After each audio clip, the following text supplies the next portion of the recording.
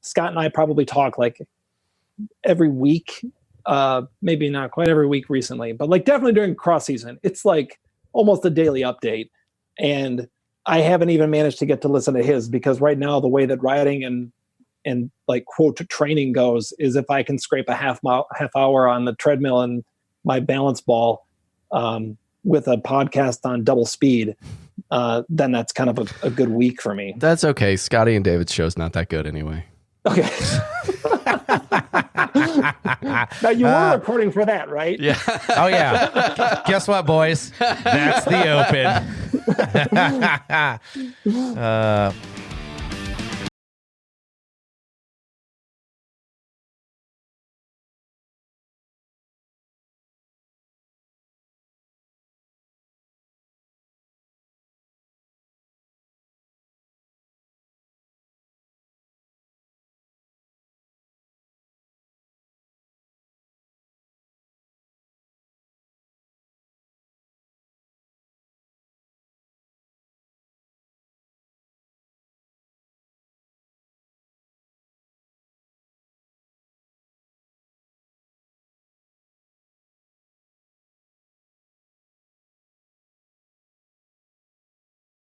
Proudly brought to you by our friends of the show at Works.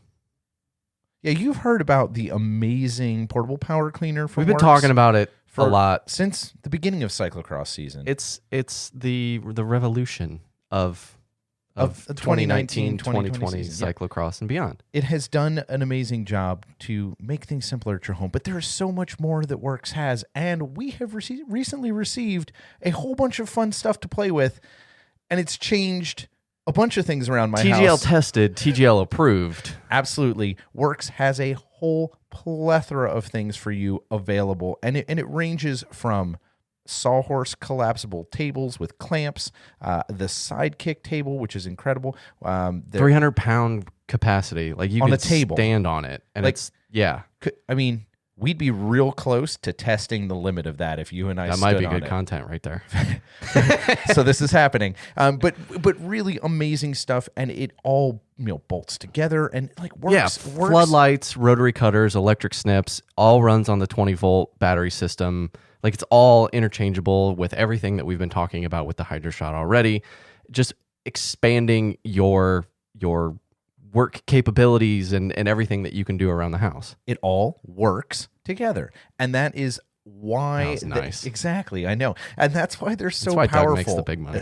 Something like that. But we love all of their products. We're testing out everything we can that they've been sending our way. We are tremendously impressed with this stuff. We wouldn't reach out to you guys and let you know about we wouldn't their endorse products. something that we don't believe in. We believe in it 100%. Awesome. I'm excited to test out this blower as soon as like the rain stops and I can blow some leaves. Really, really cool stuff. Go to Works and check out their stuff. You can go to yourcleanbike.com, enter the promo code GEARUP at checkout, and that'll save you 15% off your order, off anything that you see on the yourcleanbike.com site, even though it's Your Clean Bike. Sure. Yeah. So they started with the HydroShot, and now they've since, they've loved really what Doug has been doing with the ad roll so much that they've added more products to the actual list. So Thanks, Works. Just go to Your Clean Bike. That's yourcleanbike.com and shop there. Everything on there, as long as you use the code GEARUP, GEARUP, that is going to get you 15% off everything on that site. So Doug and I hope to see you on the road, trails, gravel, wherever this late winter, early spring, summer, riding hard and riding clean. Welcome back once again to the best podcast on the entire internet, as decided by 5 out of 4 dogs. Dogs? Okay, sweet. Yeah. No, it's 5 out of 5 because we have 5 dogs. So no, 14 out of 10. 14 out of 10 dogs. Oh, perfect. All dogs are 14 out of 10. 14 all dogs 14 out of 10 are puppies, and they're all 14 out of 10. All right, well, we're coming to you today from the home of Cincy Red Bike. This is the Gravel Lot. We are part of the Wide Angle Podium network of shows. As always, this voice is John. This voice is Doug, and the Gravel Lot loves all things bikes, but it is, as we say every week, so much more than just bikes. Yeah, absolutely. So if this is your first time listening, think of the Gravel Lot as the place you park your car before you go on a bike ride, whether it's your local trailhead or it's to the local shop ride. You park in the lot. It's probably a gravel lot, so it's where you talk and you. I was gonna say talk but. Talk smack. Yeah, you talk smack. That's what with you your meant, friends. right? Yeah. I spent a lot of time. PG-13. I spent a lot of time in the gravel lot this weekend because You did. It was beautiful. Yeah, you cured the coronavirus with mountain bikes. Yeah, exactly. I think that's the solution. We've got it. We've got it sorted. This is social distancing. This is why 14 out of 10 dogs respect and follow and think that the gravel lot is the best podcast on the entire internet. Exactly. And we also talk about bike adjacent things, not just bike stuff, but the things around bikes and the things that surround that and the lives of the people surround that. And I think this week we have a great guest who just really gets how to make your community about bikes and do it in the lane that works for you. And I'm excited to share this week's episode. It's a long time coming. It's a lot of fun. Yeah. So buckle in for JB Hancock and really pay attention to a lot of the ways that he kind of goes about giving advice on getting involved with the local community. And I think you'll be shocked for all of the things that he's done in his quote unquote cycling career and all of the things that he's taken a part of, how simple a lot of his pieces of advice are. So without further ado, let's jump right into it. Doug, cue the interview. So joining us today is a Midwest legend. Icon. Like, let's just set it right there. Yeah. Like right now at the beginning of the show, Midwest legend, Midwest icon, someone we've been excited to have on the show. It is sad that it's taken us all this long to make it happen, but we were super stoked to make it work. The former pride of Michigan cyclocross, the PT Barnum of Michigan cyclocross. He is the promoter for the Alma GP, the Glenn Ross, Glenn Gravel. I wrote a whole bunch of stuff for that one. Glenn Campbell, Glenn Close, Glenn Rice. Glenn Ettman, as I decided as well. My friend Glenn Ettman is everyone who named Glenn's event, but does so much for Michigan and the dirt and the gravel and cyclocross communities and bikes in general. We are stoked to have with us JB Hancock. JB, welcome to the Gravel Lot. Hey, well, thanks, Doug and John. I appreciate it. It's great to be on. Yeah, we're glad you get to join us. You are, in the middle of a ton of stuff we want to talk about. We want to get a window into the world that is JB. But you know how we start this show. It is de rigueur for us. We must ask this question: how did you fall in love with bikes, JB? Where did that come from for you? It's so I've been thinking about that. Because you knew it was coming. I knew it was That coming. always gets everybody spun out when they start thinking about like, I know that question's coming, and then they think about it too much. Well, and the problem was I was trying to think of one answer for that, and I don't have one answer. So I'll go through like the brief list of the answers. And so the first one is like early 90s, Greg LeMond on CBS, I don't know. And then, which was immediately followed by me just like tearing around my neighborhood on a 10 speed. Of course I rode on sidewalks, and people in my neighborhood edged right along the sidewalks. So there were lots of like, put my front wheel in the edge and then eject myself into front lawns. That happened more often than it should have, right? I mean, I knew it was going to happen. As long as you're going right and you're not going into the street, you're safe. Yeah, go into the lawn and not into the Soft street. landing, not concrete landing. Yeah, exactly. And so like that was number one. And then I don't know, I was like 9 years old, something like that. And then I started playing, soccer and baseball, and that was a big thing for me. And then middle school hit, and I don't exactly know why, but mountain biking for some reason kind of became interesting to me. And then my good friend Dave, his older brother, was a senior in high school and was a swimmer and raced bicycles. And I remember just like pestering Dave about all these questions about his brother's bikes. And Dave was just like, I don't know, you should just talk to him. And then one day over Christmas break, Jeff, his name's Jeff Patton, Jeff stopped by my house. We had like a foot of snow on the ground, and he was on his way to swim practice, and he was biking. And I remember it just like blew my little 13-year-old mind of that, like people do this. And he had such a sweet Specialized. It had a Quadra fork on it. I don't know if you remember those. Yeah, I remember those. it's just amazing, right? And so from that, that really like jumped me to then, yeah, I'm going to buy a mountain bike and I'm going to do this thing. And I didn't exactly know what it was. It wasn't something my parents did. My parents had no idea what I was getting into. And so that launched mountain biking, and I did that for a little bit. And then somebody said, you should ride your road bike. That'll get you faster. To which I'm like, okay, I don't own a road bike. And so then, through some generosity and a steep discount on a really used bike, I ended up with a road bike. And then you remember when you used to get like flyers in the mail for for races? Yeah, mail. I remember mail. And it had like the whole schedule on it. And then like even some of the results, there was this thing called Cyclocross. And I remember thinking like, well, that sounds cool. I think I saw one article in Velo News about it at some point in time. So there was that, and I started racing cross. And then I got really tired of racing, went to college and never rode a bike for 4 years. And then after college, my wife bought me a road bike and I started riding again. And so I've been like in and out of it. And then now I'm into it, and I'm 3/4 of a mile away from work. And so I bought a cargo bike and put my kids on the back and pedal around. And I mean, I race too, but that's not the big part of my life anymore. So did you grow up in Michigan? Is that where you're from originally? Yeah, I was born in Minnesota. But then within, 6-8 months or something like that, my parents moved to Michigan. And so, yeah, grew up in Michigan.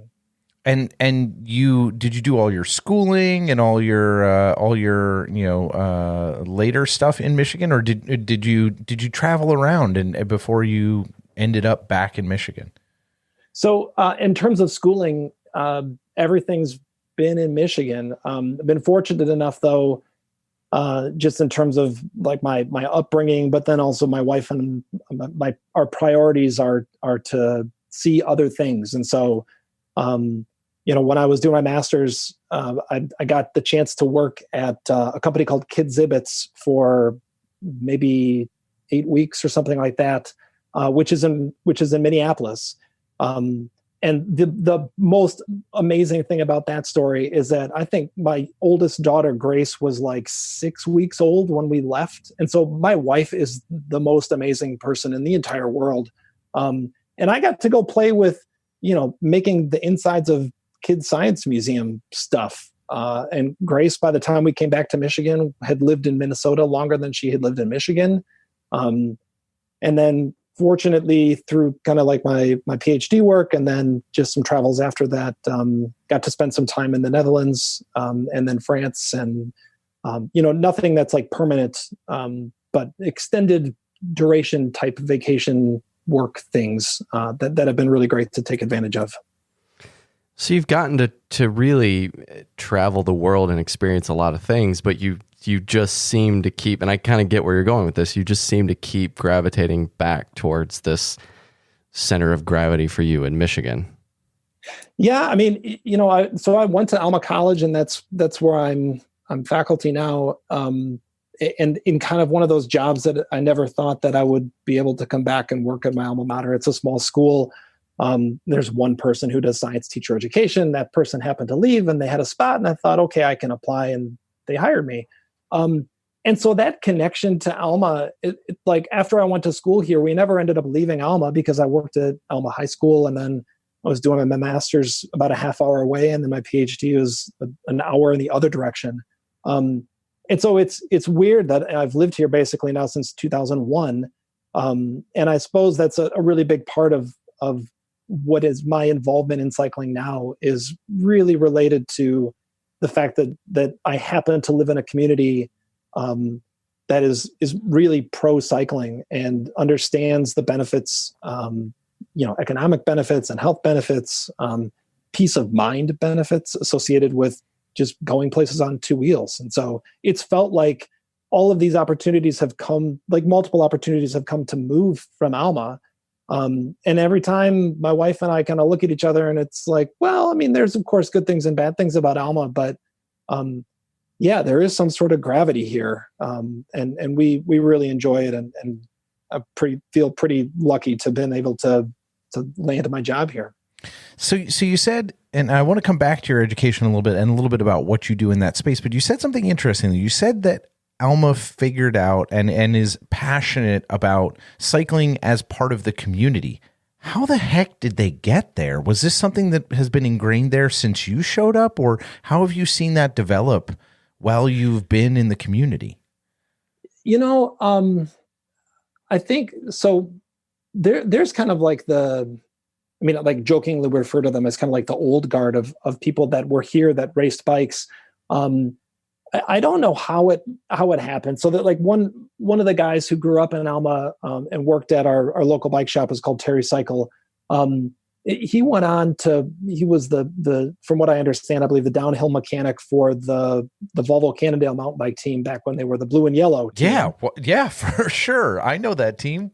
And so Mike Naparowski then, travels the world with them, comes back and is working at the bike shop. And so there's this like expertise that lived here that like, it's just amazing that went away and then came back, and was just around in our local shop. And he had a network of people around here in Alma that rode at the time.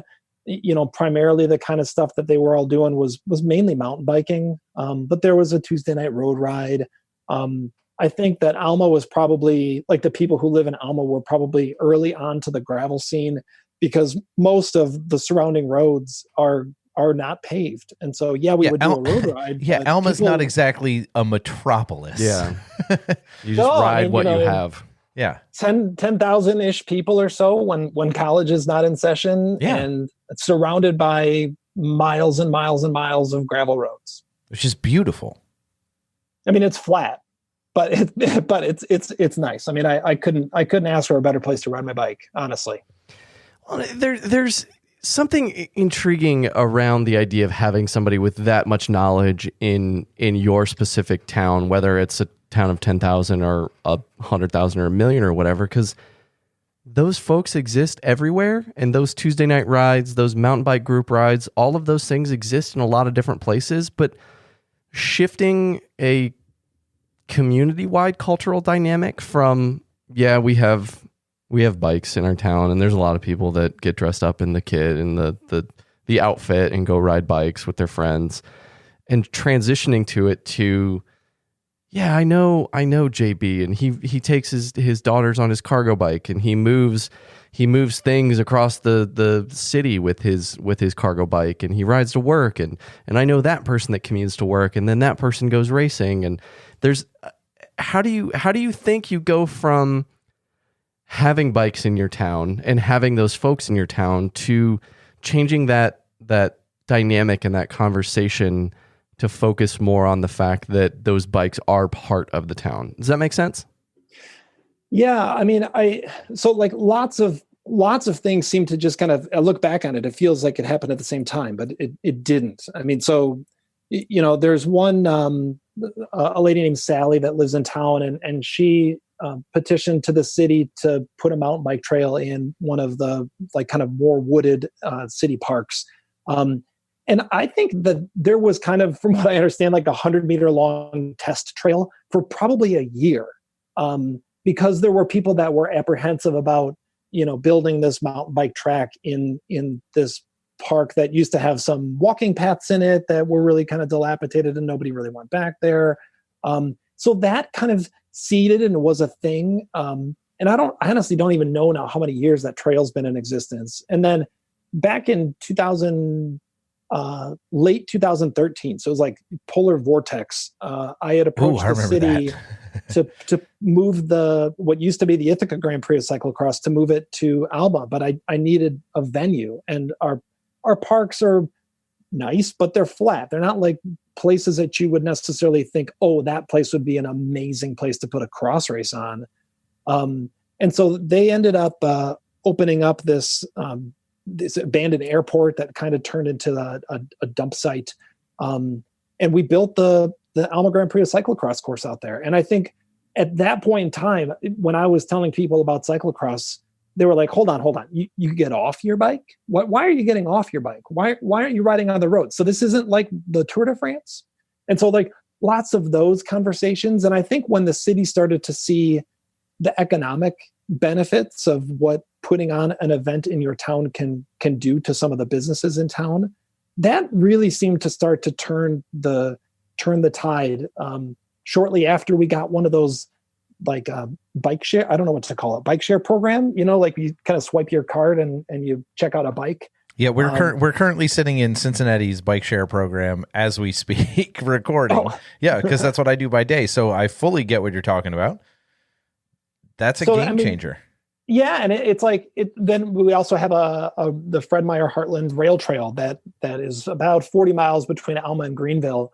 But when that went from being kind of an abandoned rail bed to then kind of the crushed path to then being paved, all of a sudden, Terry's the bike shop in town can't keep the kind of hybrid and fitness bikes in stock because people are now all of a sudden out riding their bicycles on places that maybe they wouldn't have thought that they were going to go ride a bike.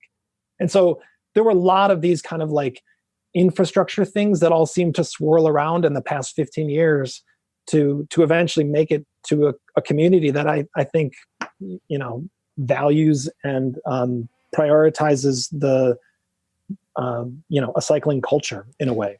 So you know what I take from that? What, John?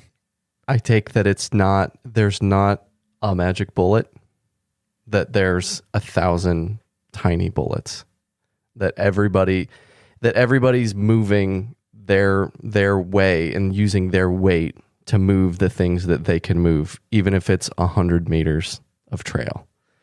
If it's creating a gravel path and then raising the money or proving it out and tracking with how many people are using it to then justify the expense of paving said rail trail. Like the people are taking opportunities to take whatever wins they can get and using their specific superpowers to engage with the community to try and move an inch rather than try and hit a home run every time they're up at bat. I think you're absolutely right. And the key part of that to me is that it's people. And so there are skills that I bring to the table, and there are definitely skills that I lack. And I think part of what's been successful about cycling and the kind of the story of cycling in Alma is that the people who have kind of, if I said, grabbed the rope and started pulling on this, they all have their own unique skill sets, their motivations. And it's not as if one person has carried the entire mantle the entire way. It's distributed amongst a group of people that seem to be kind of sort of like-minded in their own ways. And then it starts to make some momentum. But you're absolutely right. It's helping people see the value of it. But I think the big story behind it, though, is that it's not as if it goes from 0 to 100. There's little baby steps in there, and they just kind of swirl together. And you have your lumps along the way, of course. But when people are the heart of it, and people are willing to share that work, then I think there's so much benefit that can happen to a community like Alma, or Alma communities across the country. And I love that you use the term people and talk about it from the perspective of plurality. Because I think, and we talked a little bit about this. We talked about a lot of stuff before recording, but talked a little bit about like podcast green room that does not see the light of day. The idea of riding the Lance wave in the early 2000s, and we were literally riding the coattails of one person, expecting that one person to move. And this was really before, because actually my path is really similar to JB's, where I just kind of walked away for a while. But riding the coattails of one person, thinking that it was one person's job to be this megaphone for cycling across every single sport, and then that blew up. A couple spectacularly. It was. There's a reason that people think that the United States, one of their favorite pastimes is tearing down heroes. But the idea that it takes every single person doing 1% rather than one person doing 100%, and you nailed it perfectly. Everybody activating their superpowers and realizing that change is done in micro increments that you rarely see until you 2, 3, 4, 5, 10 years down the road turn around and look behind you and realize how far you've come.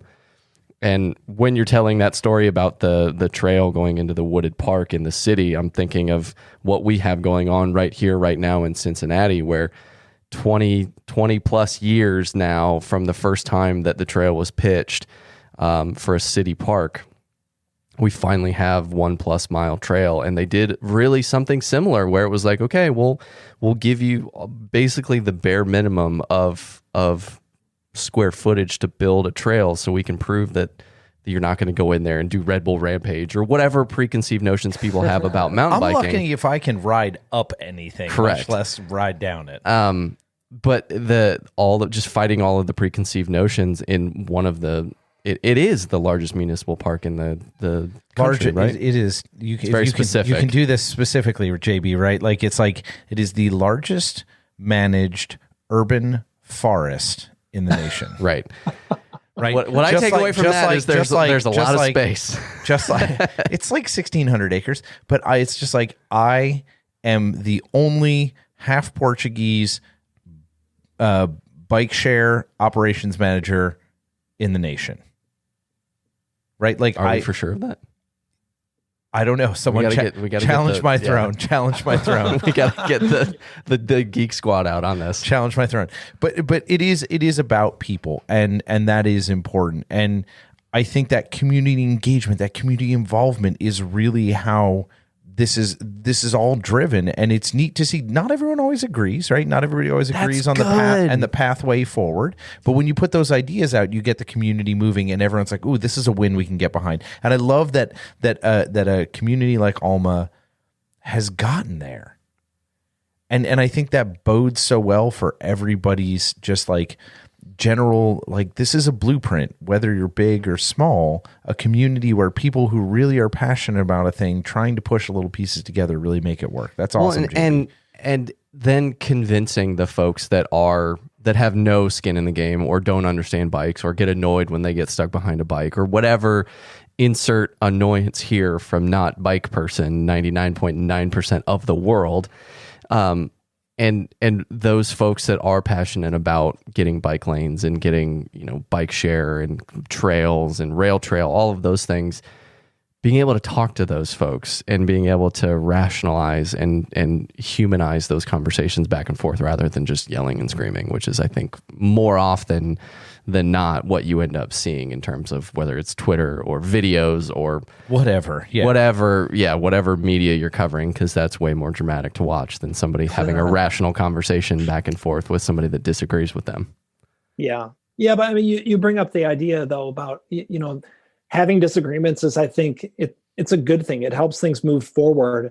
It also helps make these kinds of visions not just one-sided, right? Like if the vision of cycling in Alma was 100% put on my shoulders, like, it would look very different than what it is. But that's not a good thing, right? It couldn't be all me. It couldn't be all Sally with the mountain bike trail. It couldn't be the Fred Meyer Heartland Trail people. It's like these kinds of things come together, and again, people contribute their own thing, and we have these conversations, and sometimes they're tense. But one of the things I love about the fact that the city of Alma, I think, has really seen what one or two, like, let's face it, these are small events on the scale of events, but what one or two small events that are bike related can do in terms of the number of people that float through downtown businesses. And they look at it now as a model of like, okay, so here's this thing that one person was really passionate about that was able to bring that to Alma. Like, maybe, I don't know, John, you mentioned RC cars, right? Like maybe it's RC cars. Maybe it's somebody that does crafting. Maybe it's people that do things that I don't even know what they do, but they could do something that would help bring people to town that then supports the industry and the businesses that we have in Alma. And as a small town, and I hate to say it this way, but you're kind of moving forward, or you're being forgotten about. And especially in the middle of Michigan, is surrounded by as much rural as we are. I think that's a danger that every town faces, and try to kind of find their identity. So it's been great to be able to land in a town that does find as much value in cycling. And it's also been nice to then been able to be a person who can help to push that narrative and be a player in that conversation. And you're tied to Alma, and I want to get back to this because I want to go back. I definitely want to drill more on to talking about what you do in those events, but I do want to John's backing the truck up. I do want to back up because I think your actual trajectory and how you've remained in this space is interesting. So you're a scientist,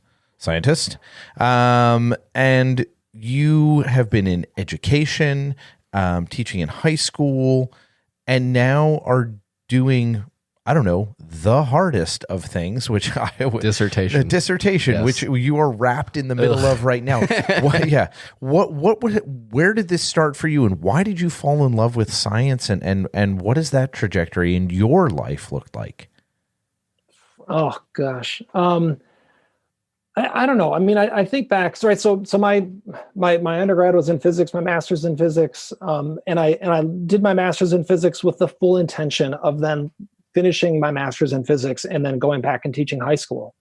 And I think that for me, some of, I was torn. I'm really frankly about this. I was torn between kind of this idea of pursuing a career that I really wholeheartedly loved, and then pursuing a career that I could make money at.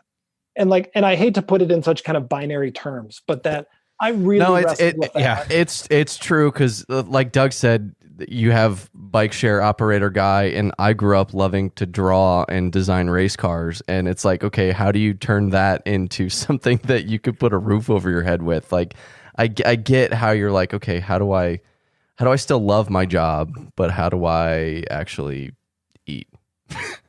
Yeah. And I mean, then you look forward and think, okay, well, at some point in time, like to own a house and maybe have kids and help them go to college or pursue some dreams that they have. And am I pursuing dreams that I have at the expense of my future self? Right. And as a 18, 19, 20, 21-year-old, I mean, even a 30-year-old, I struggled with that.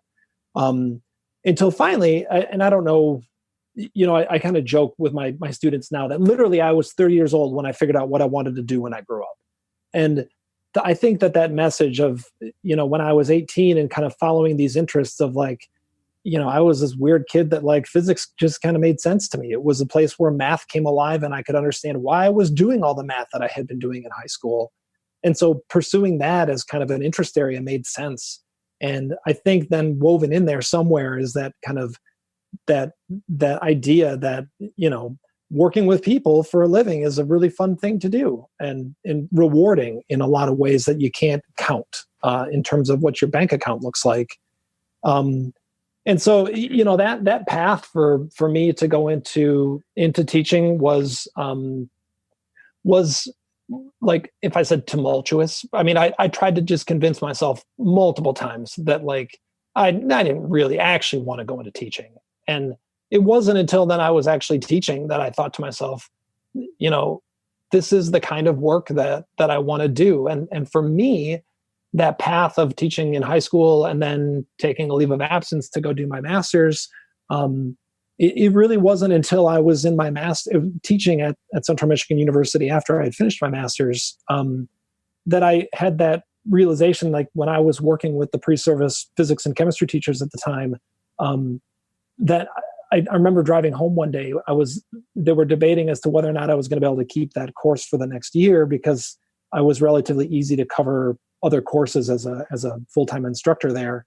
And I drove home and I had this sense of like, gosh, I love teaching physics. I have that kind of identity wrapped up for a big part of me. But man, you give me another or take away a conceptual physics course and okay, but man, I really want to work with the people that are going to go be teachers. And so it was the half-hour car ride between Central and then Alma that I realized like, oh shoot, I have to go back to school again. And this time it involves a PhD and it's switching content areas to go into curriculum instruction and teacher education. And so I'm at the kind of the end of that path now, where in the neighborhood of 2 to 3 months away from my final defense of my dissertation. And so taking a break to chat with you two is wonderful. So here's my most important question. what do they attack you with when you have to defend your dissertation? Like, is it like sticks, stones, swords, trebuchets? What is the actual? Yeah, like what do they actually throw at you? Just kidding. Flamingos. Flamingos. So they're specifically like, JB, this one's for you. One. Exactly. To which I bat back a flamingo pro tip. No, but I think what you're doing is exceptionally challenging and not something that a lot of people are willing to take on. That's kind of the question that I want to ask is, so on that 30-minute car ride, when you're acknowledging, man, shoot, I really love this, I don't want to give it up, I'm seeing the writing on the wall, that's the point where a lot of people, like, water finds the path of least resistance. And I think humans are very, very similar to that very rarely do we try and swim upstream because it's harder, it's more difficult, there's more barriers in the way, the rewards aren't always there right away. So when you have this realization of like, I love this, I want to do that, and I figured out what my thing is, what my calling is, the thing that kind of gets me out of bed in the morning, how did you compartmentalize that barrier of, you understood how hard it was to get an undergrad. My wife has a master's. I watched her get her master's. I've watched friends get PhDs and do dissertations. You know, going into it, what kind of to expect in terms of the workload on top of your regular life and being a dad and race promoter and all of these other things that require you of being a human. How did you compartmentalize that fear, but then channel it into, nope, I'm doing this? So, I mean, it's a good question. I think that honestly, what I would come back to is the fact that, you know, my wife, Christy, is the most amazing person in the world. And I remember when I came home and we talked about it, Harper hadn't been born yet. Grace was 2 years old.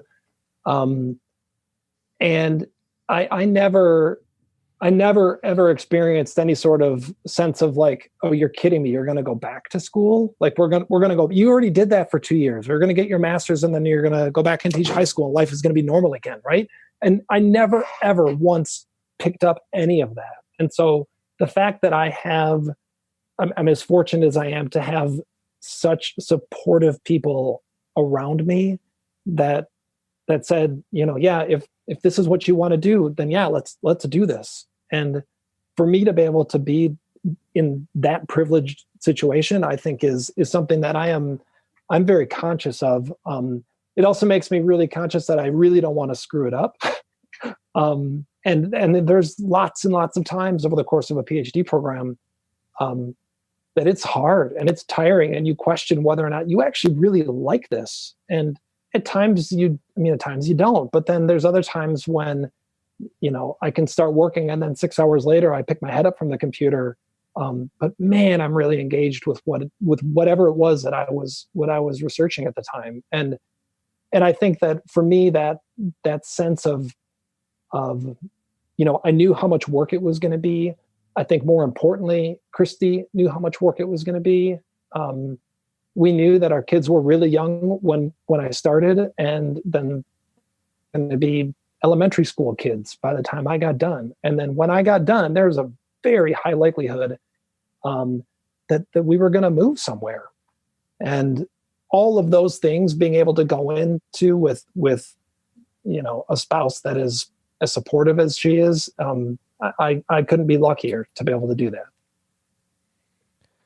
There is no way to state the importance of having people in your life who surround you at those moments when you are going through the hardest thing that you know you're committed to. There's like, I could not get through 90% of my days if it wasn't for John and Ellen and my family and the people who lift me up when I need it.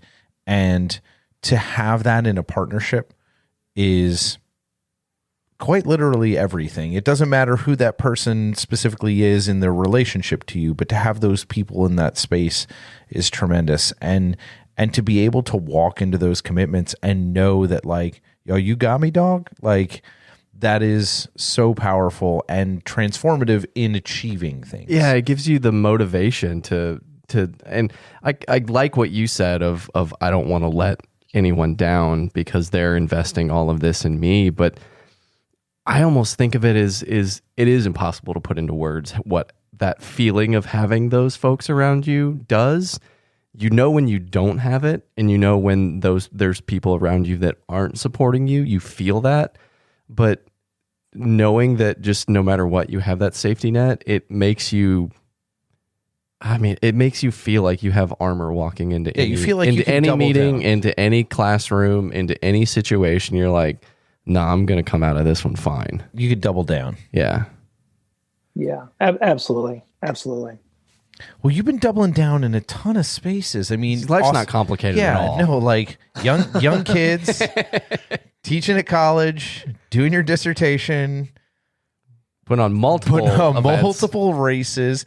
Like, so you mentioned earlier, I'm going to do this Alma GP thing, and I want to put on a cyclocross race. Where in God's name did you decide that? Like, how did this come about that you're like, you know what I really want to do is throw a race? Seems like a good idea. Yeah. Had you had experience throwing races before you jumped into figuring out how to throw the Alma GP at that point?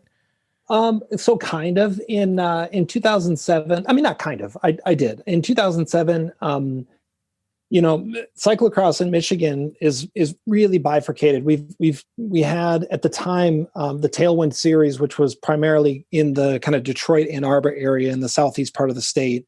And then also, which is, that's the cross series that I like quote grew up racing in through high school.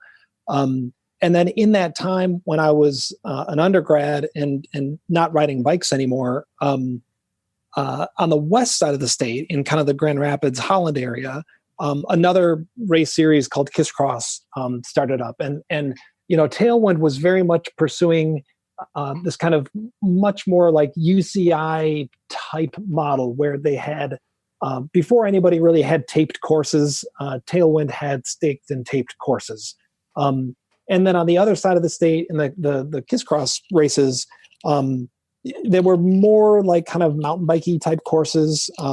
They cost like $10 or $15. You would race for beer, and at the kind of prize table, there would just be a handwritten note that would, eighth in single speed, and it would be a 6-pack. And more often than not, it was actually a 5-pack because somebody would just snake one. But it was like sounds like a race at my house. Yeah. It's like a neighborhood race. But those two series existed like really on the east and the west side of the states. And so I kind of recognized Robert was the promoter of Tailwind, and he was not a young person. And I remember thinking, at some point in time, Robert's not going to want to do this anymore. And I really, really like doing those kinds of races. I love doing the Cyclocross races too. They just meet different purposes. And so I decided that I was going to put on a cross race in Ithaca, and I promoted the Ithaca Grand Prix of Cyclocross for 5 years, and we really just outgrew the park. It was a wonderful venue. It's Gratiot County is really flat, but for whatever reason, there's this big glacial feature on the west side of Ithaca, and they put this huge sled hill on it. And they built this amphitheater. So the first year it was there, we had a metal band that played. Yes. Okay. Yes. It was unlike anything that people in Michigan had seen. And so that was kind of what started me off as like, a race promoter. Was in the first year we had, I think, 45 people, and we didn't lose money. And it was like, okay, I'll try it again. And, again, behind the scenes, of course, is like Christy and family. That's really helping me do everything with it. And so that spiraled. Eventually it got quote big on Michigan scales, and we really outgrew the park. And so that's when I looked at moving it into Alma. And so I mentioned that, this is like winter of 2013 or so. I got in touch with the city. The assistant city manager was like, yeah, what about the old airport property? To which I'm like, wait, there's an old airport? I thought we just had an airport. So I went out there, and I went out there on snowshoes, and we had about 1.5 feet of snow on the ground. And I'm looking around. I'm sorry. That's so Michigan. That's so fantastic. So we went out on snowshoes. Yeah, that's fantastic. Well, and so I'm looking around and I'm like, yeah, I think I could put a cross race on here. And then all the snow melted and I saw what was underneath this blanket of beautiful white snow. And it was very obvious that this land then since about 2000, I think is when it was actually like retired. But it operated for like 30 or 40 years as the city's lawn refuse, like dump area. Oh, geez. So there are these huge mounds that like these rows of compost. And from what people told me that lived here in the 1980s, is that like when they would come pick up your leaves and your lawn clippings and whatnot, then they would just put them here. And at the time they were like 30 feet tall. And now after a long time, it's the most beautiful black dirt mounds. But there was a lot of, tractor, tire, dumpster ruts in the ground. And so fortunately, I have friends that own heavy equipment and permission from the city to go build this course. And so it took about 3 years to really take the shape that it's in now. And yeah, it kind of like a bit of a field of dreams thing where I had in the back of my head, I think we can actually do this. But I was really doubting things when I saw that snow melt. Because the place was a mess. It was a mess. Yeah. Was there a bunch of trash on it, or was it just these crazy mounds? No, I mean it was mounds over on the one side of the property. Is like they would dump. There's like some concrete. But given that it used to be an airport, I think I found the remnants of one of the east-west runways associated with the airport back in the 1960s. So it's neat. It's got kind of that historical. This place used to look really different. And I think from the city's perspective and what people in Alma are like, they remember it when it was a dump site. And so then when they come out on race day and there's, 250, 300 people running around in spandex on this place and their mouths hit the floor because they know what this place looked like even 10 years ago. So that leads to an interesting question is because obviously the proof is in the pudding, and watching an event like that unfold changes people. Like it changes folks' opinions who don't know anything about cycling or cyclocross or what events like that can do for the local coffee shop or the local Menards or whatever to bring folks through. But before any of that exists, when you're standing on top of snow in snowshoes and you're looking at this piece of property, how do you go about selling it to folks and painting the picture? I had a pretty PowerPoint, and those help. No, but and the other thing that I think was hire someone who has good PowerPoint skills. Yeah. Step one. Yeah. No, but I think I was able to come at it from experience putting the race on in Ithaca, which is just 6.5 miles or so south of Alma, and so. It wasn't as if I was saying, hey, I've never done this thing and I want to do this here. I was able to say, hey, I've done this thing. It's grown from 45 to 200 people. I think we could make it bigger in Alma. And so can you help me find a place to put a race on? And because that was kind of the starting point of the conversation, it seemed to be well received. But I did get a lot of sideways looks about this, like I mentioned before, what do you mean you get off your bike and run? Like, why aren't they riding mountain bikes? That's the big question that I would always get. So is this a single track trail? I thought we already had a single track trail in town. So you have to go through those things, explain to people what cyclocross is a lot of times. And then again, but yeah, I think if you, I was able to come at it with a little bit of history in the sport. And it's a small town. And so I knew the people that I needed to ask. And I said, please. So that seemed to help. So from a community involvement space where other people start to get on, like you knew the people, how to navigate, where to find the airport, how to find that piece of it. But year one over, the growth of this, when you have gone back, now that someone finally came out and was like, oh, cyclocross, it's not a single track trail. These people have to get off their bikes because they got to get over this thing. As that has changed, how have you seen the community engage with the event differently? Like what has unlocked in that space, and what have been some of the keys to unlock the other pieces of the community? Because you guys have a ton of like local business So support. much. So much. Like you have what the local eye community, like the eye They doctor have a pontoon boat. you have right. You have like this crazy vibe from the people in town. How did that bridge? They're not all happen? bike people. Yeah. Because No, they're not all bike people. and they need to not be bike people. I think Right. we preach this a lot is like non-endemic sponsorship.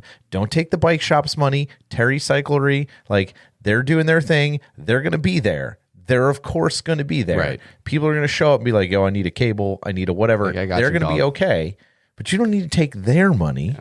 You want to look at the other places. How did those people come on board once they finally saw this circus that you're building at the old airport? So I honestly, I do think that it's tiny little things, right? So like in the first, I don't remember, 3 or 4 years of the Alma Grand Prix, the mayor in the city of Alma was actually my differential equations professor when I was at Alma College as a student. Useful. And so, and he was a recreational cyclist, but I invited him to come to the race. David Palin and Scott Herman, my announcers, would always give him a little mic time. He would always say something like, "Thanks for coming to the city of Alma." And so it was like, I went out of my way to make sure that the people who said, "Yeah, you can try this thing," were out there on race day to as much as I could. So then when it would show up in the newspaper afterwards, that it was, people had experienced it, and it's not something that happened overnight.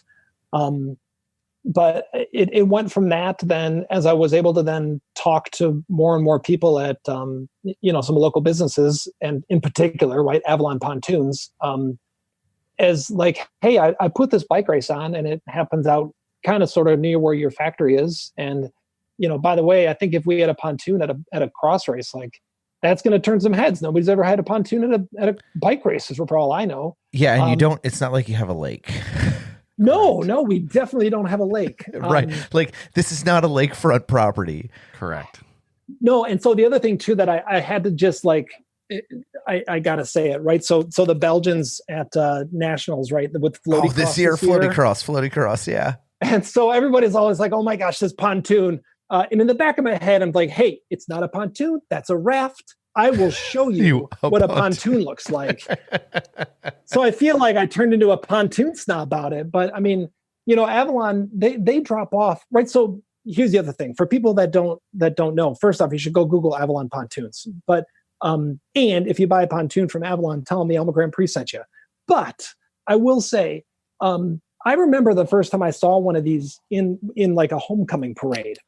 And this isn't like grandma and grandpa's pontoon with some green carpet and a metal shade. These are like fully custom $90,000 to $200,000 like pontoon yachts. I mean, I can't even. They're the one that they drop off for us every year has 2 decks on it, and Scott and David announce the race from on top of this thing. It serves as the backdrop for our podium. They've made one that has a wake. It's called the Wake Tune. It does wakeboarding behind it. It has like a special channel so you can wakeboard behind your party boat At like 2 miles an hour? No, because that's what that's basically the extent of my knowledge of pontoon boats is low performance luxury. No, this thing's fast as get. It looks fast too, man. But so regardless of like what the offering is, the takeaway that I feel like I'm hearing here is there's next level marketing that's coming into this of how do I bring other folks from Alma and from the local municipalities into this to get them bought in, to get them to see this, but also you're marketing cycling to these folks, but you're also marketing these folks to cycling. And to me, that's part of the draw of having a pontoon boat be where your announcers stand, because it is unexpected and because it's unorthodox. And that's kind of like right now the core of millennial advertising and millennial marketing is something that just looks different and gets your attention and uses a product in an unconventional way to get your attention. And I think the other piece that I draw out from what you're talking about is You used a lot of nuance in how you were talking about pitching cyclocross to the mayor or whoever was involved with managing the land within Alma, mostly around the context of, rather than, hey, I want to do a thing on your land, it's like, hey, I've done a thing elsewhere. How can we work to do this better? And I think it's important to not only drill into the marketing aspect of this and showing how you're going into local businesses and offering them up to say, I'm going to get this many people to come into the town from out of town. How much awareness would you like to have? Or how much would you like to get your business in front of them to help drive more aided and unaided awareness for your business? But even further than that, you're walking into complete strangers and saying, we can work together to help each other, rather than you need to help me because I'm doing a thing. You should want to give me money because I'm doing a thing. And I think that's the kind of nuanced difference where most people approach sponsorship of, well, I made a thing, you should give me money because I made a thing, rather than let's build a partnership. And how can we actually help each other to move both of our goals forward? Well, I think those are all really valid points. I think the other piece that's made it successful in a place like Alma is that when I approach a local sponsor that may or may not know something about cyclocross, and they're thinking about giving me money or dropping off a pontoon boat to the race, or what, it doesn't matter what it is, they have vested interest in Alma doing well. And so I think this is where, I grew up in Saginaw, and so that Saginaw Township's like 125,000 people. And I remember after pitching the city of like, hey, I want to put this cross race on here. I remember going home and thinking like, that was relatively easy because I'm trying to convince people that I'm going to do this thing that's not going to cost them any money. And I might bring some people here. And from their perspective, if it's something that could be good for Alma, then why are we not going to pursue something like this? And so when I think about pitching local businesses, they all look at it as that by bringing people into town, that's not just good for me, the coffee shop owner, me, the bike shop owner. That's good for the city of Alma and all the other places that people are going to see. It's the gas station that then they're going to drive by when they're driving on 127 on their way to a different race someday. And they're going to stop, and then they're going to think, oh, well, actually, I'm kind of hungry. Let's go to the Alma Brewing Company because I know where it is. But then we think about the pontoons, right? And now, granted, you could sell one pontoon, and I think it would make the sponsorship budget for like a decade, right? I don't know. Yeah, for sure. Yeah. I have no idea what your sponsorship, but I've been over here drooling over pontoon boats as we've been on, and I'm like, this is a pricey pontoon boat. So no, but I think it's, from their perspective, I don't think that they necessarily approach it as thinking, okay, great, we're going to sponsor this cyclocross race and we're going to sell pontoons out of it. I think that they look at it and think like, maybe they're going to sell a pontoon, but maybe not. But bringing people into the town that we manufacture all of these boats in, it's a good thing for the town that we live in, the town that we employ people from. And so I think that that's what's made those kinds of partnerships so genuine and fruitful. So two other tiny things I want to just make sure to bring up. So one thing is like the things that I do marketing wise that right, I don't have a background in this. I do things because they kind of sort of make sense. What Avalon does for marketing still blows my mind. Jim Wolf, the owner of Avalon, drove a pontoon boat from Florida to Cuba. So they do things that are also like, I'm sorry, you did a what with a pontoon boat? Like, this is all part of the kinds of things that they do. So I honestly don't think I managed to just like land in a golden basket with people that are okay to try new things. This is it. You have to find partners who are willing to work on that, but you're all working towards the same thing.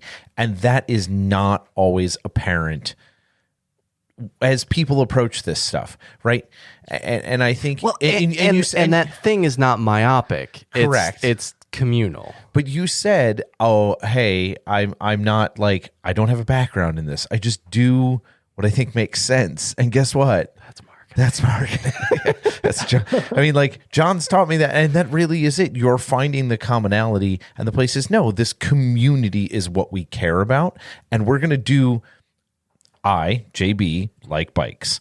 I want to do bike things. This is important to me. This is how I relate to the community. How can these bike things benefit my community and make this community better, lift this community up, put good people, bring income, do good stuff, and provide me with the outlet for the things that I enjoy. And when you work with these other companies and you're approaching them in this space, like, hey, look, this is what I am super stoked about. How do we all work together? You figured this out without having a marketing degree, and you don't have to have one to figure out how to do things appropriately. I love that you've cracked this nut for your community. It's the interesting thing about being passionate about something and approaching any other human being or group of human beings with a partnership about a thing that you're passionate about is it rubs off on them. And that's what you're doing with all of your partners. And I love the week leading into the Alma GP because you have all of these business owners who are doing videos and they're doing things that make them wildly uncomfortable, but they understand that their participation in this is bigger than their own ego or their own insecurities or whatever the case may be, because they're doing something that's fun, they're doing something that's community engagement, and they're doing something that benefits Alma, it benefits their business, and it benefits the people that they've grown to care about. Yeah, the countdown videos I love those. I mean, it's like I walk around town with my little countdown, my lap counter thing, and I get the strangest looks. Because it's not like it even looks like it's all that professional of a lap countdown thing. And it now, honestly, it's to the point where it's like people have started to kind of sort of one up each other of last year I remember seeing that one. That was really good. We've been thinking about this for the past few months. We want to do this. And it's like, okay, let's do it. I got to tell you, last year, the game started stepping up, and it started stepping up real good. Like people started being like, no, we're going to do this. Like, and like, I got to say, Scotty D, Scott Herman, Mr. Rogers. Oh, like, my word. Yes. And the thing is you've got people outside of the direct like community being like, hey, by the way, this is also how we plan to do this. And you're starting to see everybody this year. I am so excited. Like that's one of my favorite weeks in cyclocross is the lead up because it's just like good content just every so day. Silly. And it is. And we all should take ourselves that way. Because and JB nailed it because we're just like, generally speaking, middle-aged dudes dressed up in Lycra riding around on old dumps, getting off our bikes because we can't ride them over said things in dump. Correct. Like, don't take yourself too seriously. Have some fun. I love the irreverence of it, and I think that's important. And I think we have to keep that, right? We have to keep this, like anything worth doing is worth doing with a smile on your face and worth doing with a laugh and having fun. And there's too many serious things in the world. Yeah. Too many other things that are way too serious that bikes should not be serious. We on like usually Tuesday night or Wednesday night of the week before the Alma Grand Prix, we do this kind of like community reception for all the kind of local sponsors and local people that are involved in cycling, which the list is getting bigger every year. And it was so funny because I overheard a conversation of like, did you see what the one guy did, Mr. Rogers? Like, and they're like comparing notes as to how theirs was like, they were 4 to go and then, but they just saw 6 to go. And so they were wondering how it was gonna, and it's pretty hilarious to see people that they're not bike people, right? They're not cyclists. They would ride recreationally on the rail trail. And they get into it. And so I will happily stand there with my iPhone and record these videos. 99 times out of 100, we nail it in one take too. Like it is so impressive because some of that genuineness is like, honestly, I'm really in a hurry. And so we got to do it fast. And then other parts of it is just like those, the little blips and whatnot that show up in there are kind of make it what it is. I am not a professional when it comes to media production. The audio quality on mine will never be as good as on the gravel lot, for instance. And I just I can't meet that bar. That bar is not a bar that anyone's setting for you, right? Like what you're doing is creating content that people love to engage with because it's valuable and fun, right. And it is on your It's brand. not about a red camera or 4K or studio. It's not studio quality. Like we need it because our content's not very good. So we have to try and make up and bridge the gap with actually good high sound technology quality. and a whole bunch of money. Just like it's a whole bunch of crutches keeping this thing alive. That's how we do. But you have built that, and I think it's shown because you've grown the process, and now you have a new event, which I want to touch on briefly here, because it's coming up in the future here. You've now built out a gravel race that takes advantage of your natural habitat, as it were, at Alma. Okay, so I'm going to say all the names. I mean, I can say all the names. I could say all the names. Palin's got more than I do. But what is the actual real title of this? Because I don't think I've ever heard it without like 12 precursors. All right. So the full official name is the Alma Glen Gravel Ramble. There you go. All the other Glens. That's not nearly as robust as kind of what I don't know. Maybe I've just had it built up in my head. TM. Yeah, TM. But you've been able to put another event together kind of under this umbrella and bring something else to the community. And as you've seen that, how has the support, and that, has it just stemmed itself over from what you've done with the GP? Yeah. So I think like the big thing that I want to make sure is super clear. So the Glen Gravel it's a tour, right? It's not a fondo. There's not a start line. There's no timer. This is a gravel tour, because when I looked at Michigan has a number of amazing gravel races. It's organized now in the Michigan Gravel Race Series. We've got Barry Roubaix. There's Melting Man. Like the list, like it's amazing races that you could go do from March through October. If you only wanted to race gravel, there is an amazing calendar set up that draws on great terrain put on by great people. When I looked at the resources that we had, but then also some of the constraints that we had just with US 127 on the east side of us, M46 is just kind of on the north side of us, is really not all that conducive with shutting down roads, doing an actual legitimate race from that perspective. So it grew out of a couple years ago, my buddies and I, we did this thing we called the 100-mile creatively named ride, which literally started because I needed to name it on Facebook for the event, and I couldn't think of anything. And so I was like, forget it. It's just the 100-mile creatively named ride. And then that just grew and stuck. But when I decided to make this into an actual tour, I realized that if I want this to be successful, I need to appeal to more than people that are like me. And I've got a 25-mile route, a 57-mile route, and then the 100-mile route. It's well supported by aid stations. And then as opposed to me trying to provide hot dogs afterwards, I just budget in these vouchers to a couple partner businesses in town, the Alma Brewing Company, Highland Blush, and Braveheart's Pub. And so when you get done, you just take your vouchers over to these local establishments and, spend your fake money there. The businesses are happy because people are in their doors.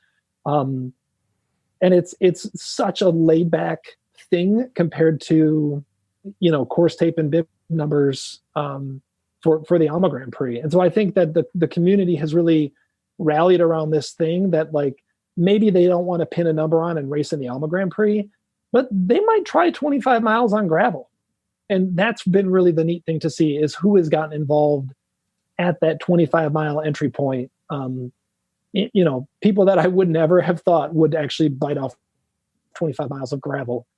They're doing it, and that's awesome. It's exposing new people to this amazing resource that we have in the land surrounding Alma. I think that really should be the baseline for everyone trying to figure out how to grow cycling in their community, right? The baseline should be exposing new people to cycling in some fashion, whether that's exposing the sponsors that you're bringing in and the people from the community and the college and all of this, bringing those people in to look at what cycling on an old airfield full of mulch looks like, right? what that looks like, or what riding your bike for 25 miles of gravel looks like. Seeing your landscape in a new way. And opening up different experiences, just like your community has figured out how to open up different experiences by, hey, we're going to build this 100 meters of trail. Hey, we're going to build this longer single track trail. Hey, we're going to build a gravel trail and then we're going to pave it. All of these options, all of this growth, all of this stuff, this narrative is the same. What you've built with the Alma, what you've built with, Glengarry, Glen Ross, Glen Gravel, Glen Close, Glen Rice, Glen Ettman, Ramble. John Glenn.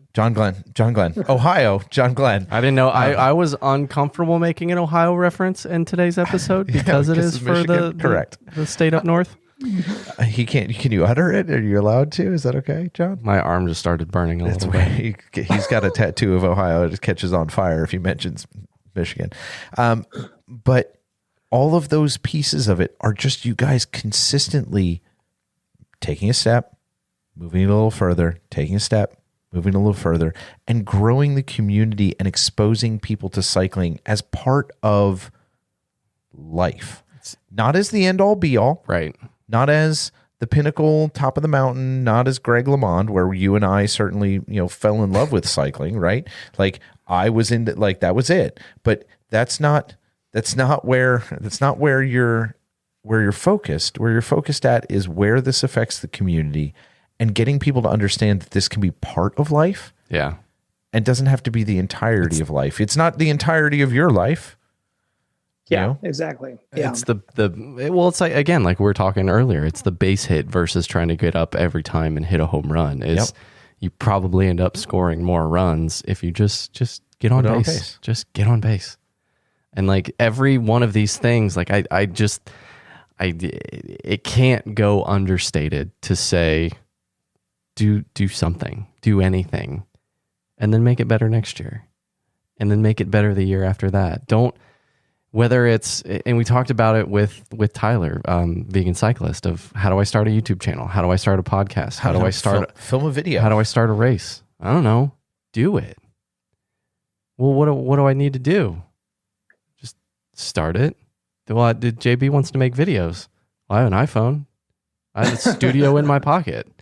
It's just a matter of like, make the content and then worry about making it better later. Because that will come if your passion stays with it. But just start and then continue to make it better. Alma now in 2020 isn't what it was when it started. The gravel event in 10 years isn't going to be what it is right now when it started. Yeah. Because it's baby steps. Yeah, I think too that the message for people is that I don't think anybody who ever starts off and builds something already knows what that built product is going to look like when it's done. And I think one of the things that I am able to bring to the table is I am really good at identifying when I don't know what I'm doing. And I'm also fortunate enough to know people or ask really nicely to people who have kind of sort of done something similar in the past and then say, hey, I'm trying to do this thing. How did you do X? And like by and large, especially in the cycling community, by and large, people, you give them an option to share some of their experience and their growing pains, and they're happy to help you work through the process. I mean, nobody's going to solve the problems for you, but if you've got the time and the patience and being humble about it to say, I really don't know exactly what I'm doing. The first time I put a race on, I made mistakes, and then I sure as heck tried to fix them the next year. And I realized that, wow, when you get bigger, there's other things to pay attention to. And then thinking about putting on a gravel tour that is more than just like, hey, me and my buddies that are going to go do this big ride. That brings some headaches with it too, that are like, oh, I never thought about X. And so now I need to help fix that.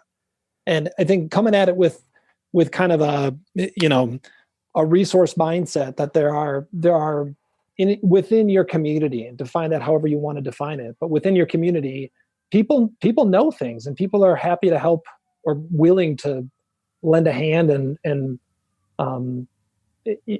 just to offer up some of their experiences as building blocks for then the next person who's going to take something with cycling a little bit farther.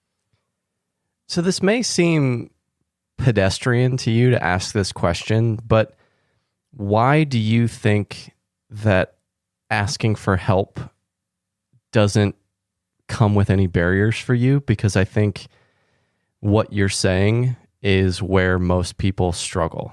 I have an outage, I need to figure this out on my own. I can't ask anyone because I'm scared that X, Y, someone know whatever. Someone know I'm weak. Whatever that is. Whatever so it is, yeah. What do you think it is maybe about you, or that you've overcome within kind of the human experience of acknowledging that, no, I don't know everything? Because it's something that Doug and I joke about all the time. It's like I continually act like I don't even know if I act like I don't know anything. I just go through life assuming I don't know anything.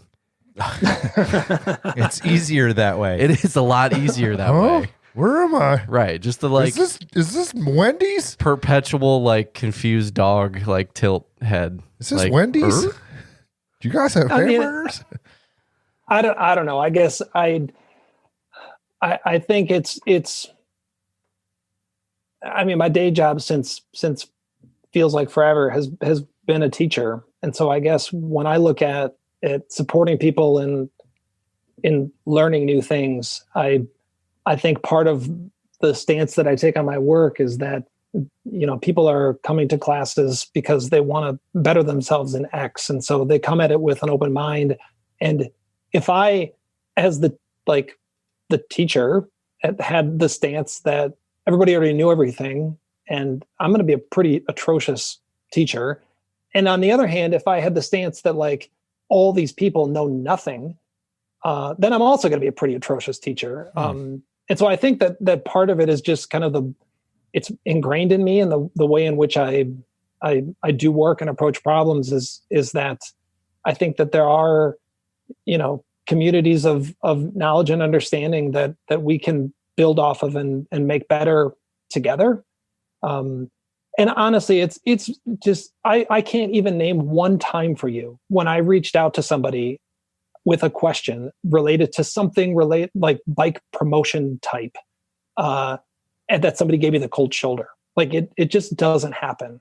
And I think, again, it's you hit on it earlier with that sense of, like, if you're passionate about it and you come up to somebody and are energized and excited about the thing that you're trying to sell or grow, like that's contagious. And if you focus on things that are negative and problems in the sport, then that's also contagious, and that can be a narrative that's really cancerous, as we maybe talked about in the green room.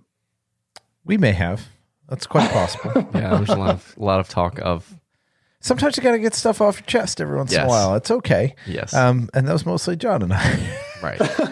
Sure. But it is true. You have, if you enter the world thinking you know everything and thinking that you have no resources or you have to figure it out on your own, you're depriving yourself of the opportunity. You won't have resources. Yeah, you will have none of them. Right. And I love that that's your mentality. And I think, maybe that's something that you've had because of your career and because of the way you were educated and the things that you focused on, and the fact that you are a teacher and are teaching people to be teachers.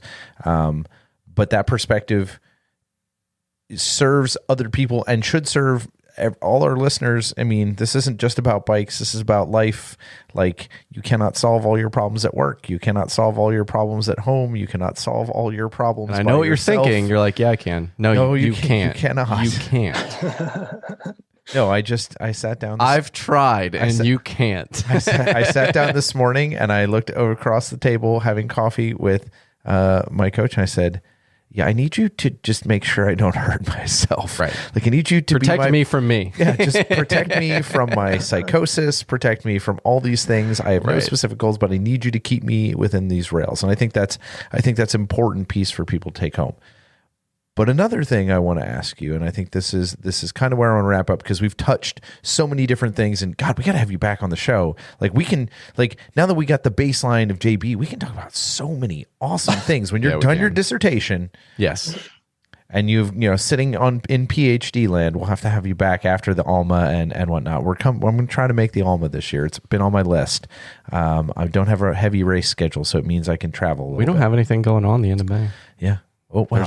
I heard there's a gravel tour going on. There is. We shall see. I do need miles. So at any rate, we've talked about tons of stuff. We've talked about school. We've talked about life. We've talked about family. We've talked about all the events that you've been doing and how that process locally has been for you. If there's one thing you wanted the folks to take home tonight, JB, that they could kind of like chew on and think about over the next week, what would you want that to be?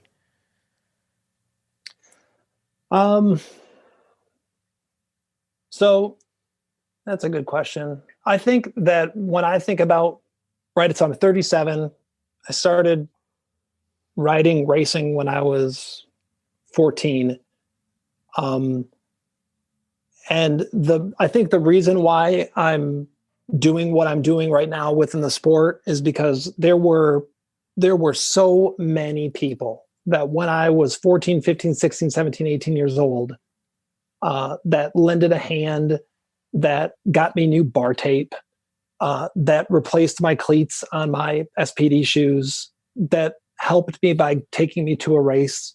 That if we want to think about growing the sport, if you want to think about it as racing, if you want to think about it as just riding bicycles, that it literally is going to be, it's the people next door and it's the people down the street. That if you can plug in and start to make those connections with people, that cycling is not going to grow in the United States over the course of a year. But in 20 years, it's going to be all those kids that were riding around on their bikes in their neighborhood that one time, and then all of a sudden it kind of seemed like it faded away. And to try to encourage that, I think we have to take that on ourselves, to be welcoming into the community, and that's not someone else's job. That is literally every single one of our jobs to make that work and to help grow it and make it a place where people feel comfortable with coming to you to say, my shifter's not working. And it doesn't matter if you're not a good mechanic or feel like you're confident in doing that. Maybe you can plug that person into somebody who can help fix that thing. And I look back on all the people in my life that helped me get to the point where now I look at putting on events as ways to help other people get involved in the sport. And there's no reason why that can't be more than me and the 50 other people who put on bike races and bike rides in Michigan or wherever. So I think that's what we got to take home. We got to take it on ourselves to reach out and get in touch with that recent college grad who's got that pretty slick fixed gear commuter bike that might want to come try riding gravel someday and just might get dropped after the first 3 miles. But man, that in itself is such an aggressive premise for you. You think about the cycling community and how I think of who's the bike messenger that writes all the books from New York. He wrote a book about all the different tribes. Bike Snob NYC. One of the first bike books that I read. And he talks about how we don't cross-pollinate with all of our different tribes, and each tribe has its own language and its own thing, and they don't leave the tribe. And we push it, we preach it all the time, and it's probably, I think everyone's getting tired of hearing it from Doug and I. So it's nice that somebody else comes in, thanks, JV, and says, "Hey, go outside of your comfort zone. If you're a fixie, go ride with the roadies. If you're a mountain biker, go ride some gravel. If you love racing cyclocross, like try a time trial race. Like go outside of your comfort zone, and everybody needs to do a triathlon. And hot take right there. But everyone needs and maybe run a 5K. And everyone needs to reach outside bikes to people who may not be engaged. If anything I've learned from your story tonight, that is part of how you've built that community there and how that community's built itself. So that's just exceptional. So thank you for your words tonight. This has been awesome, and feeling like we found a kindred spirit in our northern state. Well, I appreciate it. It's been a blast to be on this side of the podcast too. I don't know what you refer to it. I'm looking at my blank computer screen, but talking to who it feels like friends. You know? I'm looking at pontoon boats, and I've got to go home and be like, marketing right there. This is working. I got to go home and be like, baby, we need to find a lake. Yeah. We gotta find a lake. There's plenty of water in the area. We can find places, and I gotta say, I support this because there is nothing better than having a friend with a boat. This is not because it's all of the boat with none of the responsibility. I love it. I will make you pay for gas. That's fine. You can pay for gas. If I get to go wakeboard or whatever, I'm in. So here's what you should do. So when you guys come up on May 30th for the Glen Gravel, then what I'll make, come up on Friday. Let me introduce you to my friends over at Avalon. I'm sure we can get you a tour of the factory. We could meet you, put you in touch with some of the friendly sales folks. Anyone wondering how you pitch something, it's happening right now. This is how you do it. This is how you pitch your ideas to folks. You just assume the sale and go get it. No, this guy don't. Good thing is, my Amex does not run this deep. They'll be like, "Excuse me, sir, Mr. We're going to need another piece of plastic, and then another one, and then another one." Quite a few. Yeah, that is not going to happen. You know what? I mean, I just want to paint this picture for you, though. Like they do custom graphics and colors on everything. Imagine you floating down your neighborhood waterway, aka the Ohio lot, with the gravel lot logo beautifully branded on the side of this luxury Avalon pontoon boat, with just your white and yellow and kind of teal green pinky color. Oh yeah, JB, I can see it. I can see it. JB, that's unacceptable. I will bleep that out. That is unacceptable. You are going to ruin my credit. This is not cool. And his relationship and his home and where the dogs live. So we're going to live on the pontoon boat. We'll get the second story can be for me, and everyone else they'll can just live go swim every morning at 5 a.m. God damn it. There you go. This has been an immense amount of fun. Thank you for joining us on the show tonight. Well, thanks so much, Doug and John, for having me, and thanks for the work that you do. When I manage to take breaks from writing and get to listen, it's always enjoyable hearing the diverse conversations that happen on the gravel lot. Thanks, man. We appreciate it. Thanks for all the work that you do as well, for getting new folks involved in cycling and new sponsors involved in cycling, and just being a good ambassador for this thing that we like. Well, let's go for a ride. Absolutely. So, Mr. Hancock, thank you. That was awesome. Yes. It's just start. Yeah. That's where this. Yeah. I've been thinking about this before recording the intro outro for today's episode, and it just comes down to that. Well, how do I put on a bike race? How do I put on a local gravel ride? How do I start a group ride? How do I do any of these things? Take us just one step. Yep. And when you take one step, look at the landscape around you. And think about who can help, and how can I utilize the pieces of this community to help lift not only what I'm doing, but also use this thing to lift my community. JB's a great example of the idiom of leaders aren't made, they're born. Because he seems to have this innate sense of understanding how to put people in positions to be successful.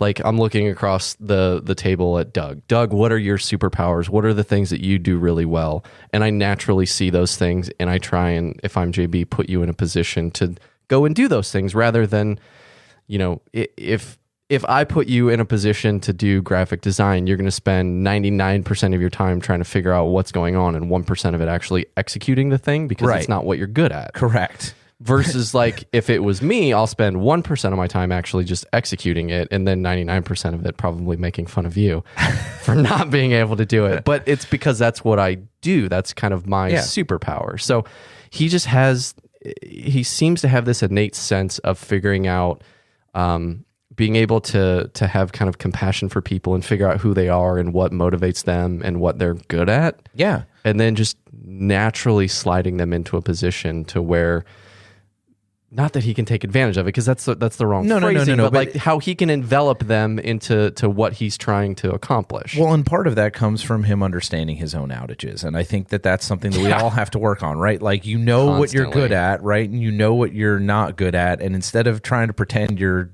good at things you're not good at, sometimes it's better to just find people who are good at them and be like, you want to tag team this project? I'm really good at this thing. You're really good at, let's do it together. Right. And finding the right partners and the business partners to make this happen. Awesome conversation. We are definitely having JB back.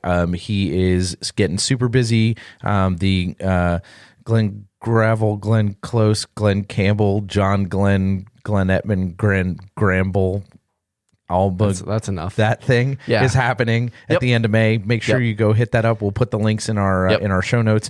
Of course, the Alma GP, massively awesome time. Avalon pontoon boats, they do it up big. Friend of the show and former and future guests are hosts there. David Palin, Mr. Scott Herman, the voice of American Cyclocross. Voice of American Cyclocross. Yes. So make sure you go support. Really good time and really good folks, and we're stoked to have had the opportunity. Yeah, and thanks to you guys for, as always, just being a pebble. Whether this is your first time listening to the show or this is your however many episodes we've done now, 118. 118. Okay, there you go.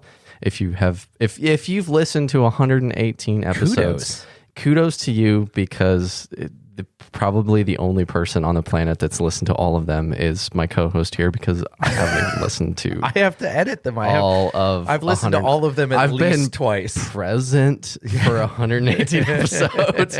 But also thank you to all of the folks at Wide Angle Podium. It is such a great network to be a part of, and so.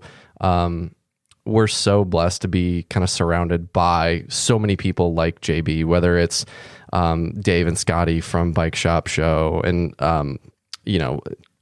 Amanda, Amanda, Bill, and everybody doing the Grodio podcast now. The Slow Ride guys, and just everybody that's involved with this network, up producing amazing content and shaping kind of, honestly, the media narrative in a lot of ways, in terms of whether it's the Twitter sphere or actually being like a true part of shaping how the cycling narrative is being formed around racing and around bikes domestically here in the United States. And it's cool to be a part of that. So if you guys are feeling generous, become a donor, become a member. I know you're feeling generous. You're this far into the episode, so you're clearly feeling generous, because you're still letting us talk to you. So become a donor today, wideanglepodium.com. Choose the gravel lot when you are going through, and it would mean the absolute world to us, because it would show that you believe in our show and you want to support our show. Yeah, we love you guys listening, and that's important, but we love when you engage. Yes. So make sure to reach out to us. We cannot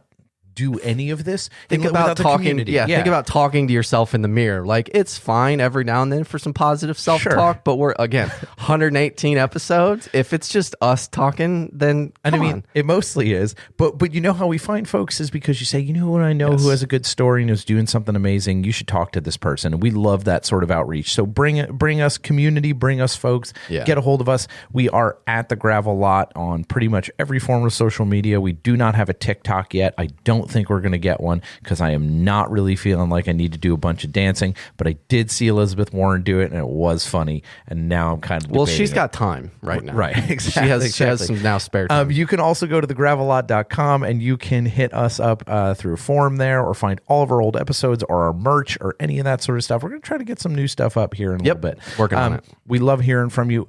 Please reach out to us. But you know who else we love you hearing from?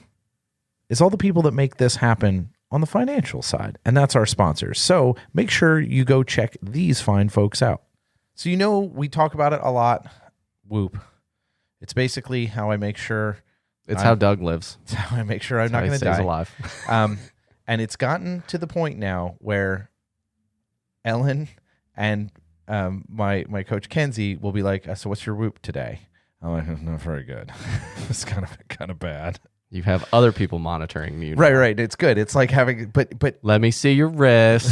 Right. Well, smack me. Well, I have to look at my phone because it doesn't show you anything on your wrist. But I will tell you what, we've had a lot of folks who are really glad Whoop's back to join and support the Wide Angle Podium. Folks, if you haven't used this, it is a foolproof rest measuring tool. Yeah. It is a complement to your training in a different way. It allows you to actually look at like, hey, am I taking care of myself? Am I actually getting myself rested all the work I'm doing? It's all the stuff away from the actual putting in the work and putting in the miles and hitting the gym. It's everything outside of that you probably aren't tracking and have just, I don't know how to recover, or I don't know how much sleep I'm getting. Right. When my dog wakes me up at 5 a.m. this morning and they go outside and start chasing a rabbit around a tree for, 20 minutes, and I'm trying to get them inside while it's cold, rainy, and muddy, and then I have to spend another 20 minutes washing their feet while I'm bent over, guess what? That affects your heart rate. And if you're not measuring that, and then you go do hard workouts and all these other things, you're not getting the full sum total of what your day was. So Whoop really looks at all of your cardiovascular load, how well you slept, whether your dog woke you up at 5 or 4:30 or whatever ungodly at Camber. Stop. I think Camber and Rosie are in the same table. Camber, stop. They call each other in the morning like, hey, you ready? You ready? Are we good? Fire this thing up. But you want to know that whole world. So make sure you're judging yourself not just on how good that workout was, but on how well you're recovering, because a good recovery day is worth way more than a good workout day. Right. So let's like back this up for the folks that don't really know what we're talking about. We're talking about a wrist-worn heart rate monitor that pairs to an app on your phone, has a 5-day battery life, and this monitor on your wrist is tracking daily strain, sleep, and recovery. And like Doug said, it's really for all of the things away from the gym or the bike or running or whatever you're doing to really tell you kind of what your body's trying to tell you. Yeah, but you're not listening. When you go up a flight of stairs and your heart rate peaks, or you wake up and you're like, why do my legs feel heavy? It's like all of those things that your body's trying to tell you, where you think like, oh, I could power through this. Like, no, your body's saying you need to rest. And Whoop will tell you when you need rest and when your body's not recovered very well. Yeah, and it's being used by elite athletes, everyone from Kate Courtney to Rory McIlroy in golf. If you don't know about it yet, where have you been? Sleeping under a rock. Yes. But this is an important thing. Great tool. And for the Wide Angle Podium members who would like to get into this deal, highly recommend go to whoop.com, enter code WAP for Wide Angle Podium, so WAP at checkout, and it will save you 15% off a purchase of a 12 or 18-month subscription. They'll send the hardware to you for free. You pay for your subscription to the service and use all your data and figure out how you are resting. Also, share some love for longtime supporter of the show, Dan and Grimport Brothers Coffee. Dan has been not only supporting the Gravelot since early on. Early days. He's actually been providing a ton of support emotionally, financially, all of those things with all of us at the Wide Angle Podium now for a couple years. Can you actually just like pay him to provide you emotional support? Is that a thing you can do at Grimport Brothers? That might be like we might have to open a Patreon and for Dan to spend time and start creating some additional revenue streams for him. I like this. This is good. But he has a couple of hand roasted blends that he's had for us for quite some time. So he's had the Hello Cyclocross Friends. Yes. And the full Schleck. And breaking news coming to you soon. One of those is retiring. We won't tell you which one's retiring, but we will tell you that we are adding a new network coffee. All the proceeds from these coffees, same as always, come back to the shows that you support. If you hear this ad on a show on the Wide Angle Podium, you know those proceeds are coming back to these shows. It is called what, John? I believe it's called Viewer Mail. Viewer Mail. And for any of you who are familiar with multiple Wide Angle Podium shows, you know what Viewer Mail is. You get it. So keep your eyes peeled on the Grimport Brothers website, on the Wide Angle Podium page up at the top. Grimport Brothers, click on that. Coming soon, viewer mail. I don't have the tasting notes. I'm sure it's delicious. Yes. It always is. We'll have more details with that. But do that. Join us in drinking great coffee and supporting the people who support your sport. And, well, for the time being, keep drinking Hello Cyclocross Friends and the full schleck. For sure. Yeah. Especially if you're getting low. Drink. So you can buy the new stuff. Sure. Our intro and outro music is from local band Undertipper. Head on over to undertipper.bandcamp.com and thank them for supporting the show by purchasing their fine tunage. That's a wrap for today. As we say each and every week, decisions and trails are made by those who show up. So if we don't see you on the trails this week, we'll see you next time. Bye, John. Bye, Doug.